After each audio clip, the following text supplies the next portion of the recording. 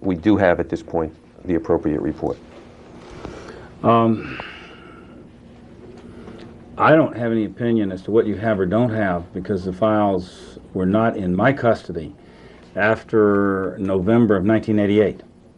And so I have no way to know what you have or what you don't have.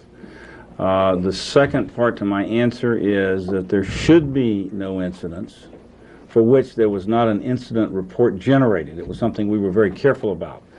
But as to the current state of the records, given the fact they were out of my hands but still in the corporate entity's hands, and then on your motion they were moved to the hands of the state and boxed in a way in which I think was somewhat disorderly given how our people had organized them, I have no way to ascertain what you have or don't have.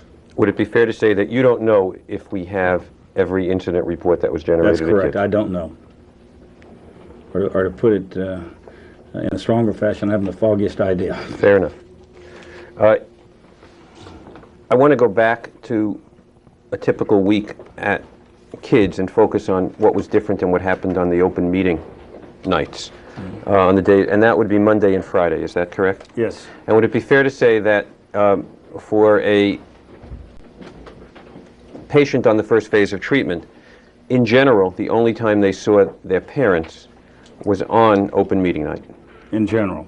And if they earned talk, their contact with their parents included a session that the rules describe as 5 minutes, but you've testified was sometimes 8, 10, and sometimes as much as 14 or 15 minutes with their parents. Is that correct? If they had not earned talk, they didn't get to have that conversation at the end of open meeting with their parents, did they? That's correct. Okay. What contact did they have with their parents at open meeting nights? They sat across the room for each other, depending on the size of the group, between an hour and a half and 2.5 hours.